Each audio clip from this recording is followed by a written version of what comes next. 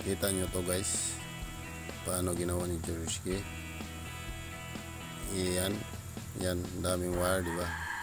Ganyan yung rocket ni George K guys, kakabit ng kisame, carrying channel, tsaka zipper lens. Yan, bago nyo takpan yan guys, ng hardiplex o kaya gypsum, ilatag nyo muna yung electrical para hindi kayo ba mahirapan maggapang-gapang doon ba sa taas ng kisame ba.